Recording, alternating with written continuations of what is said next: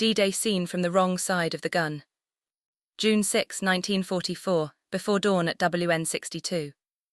At 15 hours on June 6, 1944, the Atlantic lay quiet beneath a moonless sky. Inside the reinforced concrete of strongpoint WN62 overlooking Omaha Beach, a young German machine gunner sat alone with his weapon. The MG-42, mechanical, efficient, merciless, rested across his knees as he cleaned its barrel with ritual precision. This was not merely maintenance, it was reassurance. The weapon symbolized everything he believed about the war: discipline, superiority, inevitability. In his breast pocket, folded and refolded until the creases softened, was a letter from his girlfriend in Germany. She wrote of waiting, of faith, of life resuming after victory.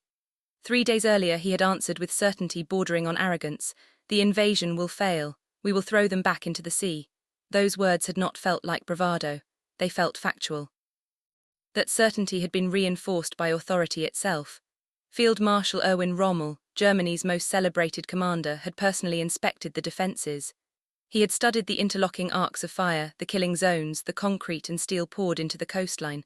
When Rommel nodded in approval, it felt like validation from history itself. "When they come," he had said, "this beach will be their cemetery." At that moment, looking through the embrasure into the darkness of the channel, the gunner saw nothing to contradict that belief. No ships, no lights, no movement, only water and silence. Within 12 hours, his understanding of war and of reality would be permanently shattered. The Atlantic Wall, fortress of belief. The Atlantic Wall was not merely a defensive system, it was an ideology poured into concrete. Stretching more than 2,400 kilometers along Europe's western coastline, it represented Nazi Germany's belief that engineering and willpower could halt history itself. Millions of tons of steel, tens of millions of cubic meters of concrete, and countless hours of forced labor had been consumed in its construction. Along the Normandy coast, the defenses were dense and intimidating. Omaha Beach in particular bristled with fortifications: bunkers, pillboxes, artillery batteries, anti-tank guns, rocket launchers, and machine gun nests. The tidal zone was transformed into a forest of obstacles: steel gates, hedgehogs, wooden stakes tipped with mines, designed to tear open landing craft and slaughter infantry before they reached shore. Behind the beaches, minefields stretched inland, theoretically channeling survivors into pre-registered killing zones. German officers calculated fields of fire, rates of ammunition expenditure, and artillery coverage with mathematical rigor. On paper, the defenses seemed overwhelming. But war is not fought on paper. The fatal assumption. All German defensive planning rested on one silent assumption: that any Allied landing would be limited in scale and duration. Ammunition stocks were calculated accordingly. Fire plans assumed hours of combat, perhaps a day or two at most. No one planned for an invasion of civilization itself. Weather, hubris, and absence. On June 5, German meteorologists concluded that invasion was impossible. High winds, rough seas, and low cloud ceilings seemed to guarantee safety. The forecast bred confidence, then negligence. Senior commanders left their posts. Training exercises replaced readiness. Naval patrols were reduced. Even Rommel himself departed for Germany, convinced the weather had bought time. What the Germans did not know was that the Allies possessed superior meteorological intelligence. Weather stations in Greenland and reconnaissance flights over the Atlantic revealed a brief but decisive break in the storm, a narrow window in which the invasion could succeed. Eisenhower took the risk, history followed. Night of confusion. Shortly before midnight, radar stations along the French coast detected massive aerial movements. Initially dismissed as deception raids, the reports soon became impossible to ignore. Paratroopers were landing everywhere. But nothing made sense. Reports contradicted each other. Units claimed British troops to the east, Americans to the west. Some encounters were real. Others were with dummy paratroopers designed to explode and confuse. Commanders hesitated, waiting for clarity that never came. By the time the truth emerged, the Allies were already ashore. The dawn that broke the world.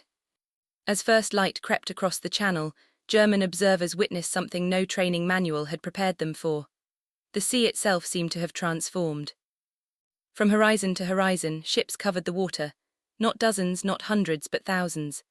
Battleships, cruisers, destroyers, transports, landing craft of every shape and size advanced in ordered chaos. This was not an army, it was a continent in motion. For defenders raised on years of propaganda portraying the Allies as divided, decadent, and weak, the sight was psychologically devastating. One officer reportedly told his men they were watching the entire world arrive to destroy them. Moments later, the sea erupted. Fire from the ocean. The naval bombardment defied comprehension. Battleships hurled shells heavier than automobiles with relentless accuracy. Destroyers fired at point-blank range. The ground convulsed as if struck by an earthquake. Concrete cracked, steel twisted. Men were buried alive, clawed out, then buried again. Bunkers once believed indestructible crumbled under sustained fire. Veterans later described not fear but helplessness, the sense that resistance itself had become meaningless. Meanwhile, the Luftwaffe, once promised as the shield of the Reich, was virtually absent. Allied aircraft dominated the skies in overwhelming numbers. German pilots could do little more than gesture futilely at the armada below. Omaha, the slaughter and the futility. At 6:30 hours, the first assault waves hit the beaches. At Omaha, German fire was devastating. Machine guns tore through landing craft and infantry alike. The sand and surf ran red. Units were pinned down, shattered, annihilated. The gunner at WN-62 fired until his weapon glowed. His position, miraculously intact, commanded perfect fields of fire. He fired thousands of rounds, believing, hoping, that volume alone might stop what was coming. But it did not stop. For every craft destroyed, more arrived. For every soldier killed, replacements followed. Naval gunfire answered every German success with crushing retaliation. By midday, German units began reporting catastrophic ammunition shortages. Calculations designed for limited engagements collapsed under the reality of unlimited assault. Artillery batteries rationed shells. Some guns fell silent entirely. The Atlantic Wall had not failed tactically, it had failed mathematically. The collapse of command. German armored reserves remained immobilized by delayed orders and bureaucratic paralysis. When counterattacks finally occurred, they collided with overwhelming Allied strength and unfamiliar specialized equipment. Losses mounted rapidly. Behind the lines, airborne divisions multiplied chaos. Roads were blocked, bridges seized, communications severed. Units hesitated, fearing ambushes everywhere.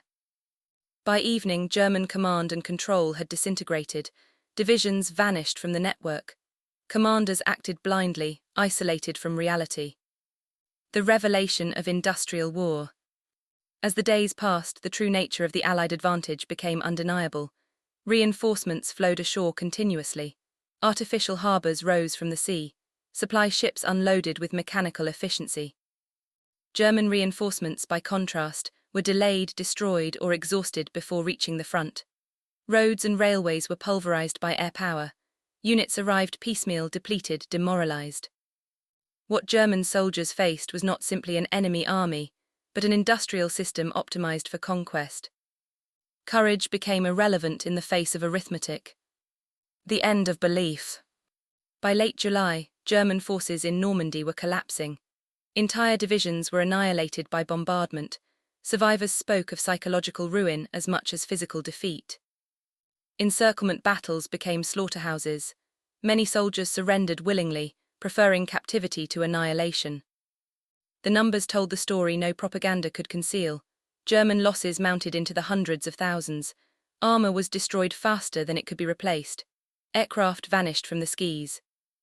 The Allies, meanwhile, replaced losses almost as an afterthought. Aftermath and understanding. For those German soldiers who survived Normandy, the experience marked a permanent transformation. They had entered the campaign believing in destiny, superiority, and fortresses. They emerged as witnesses to a new reality, war decided by factories, logistics, and production. The machine gunner at WN-62 began June 6, convinced history favored him. He ended it staring at endless waves of men and machines landing on a beach he was meant to defend. His thousands of rounds had changed nothing. Normandy was not just a defeat, it was a revelation. It proved that modern war was no longer won by bravery alone, but by the ability of societies to outproduce, outsupply, and outlast their enemies. The German defenders fought with discipline and determination, but against a tide that could not be held back. They had promised to throw the invaders into the sea.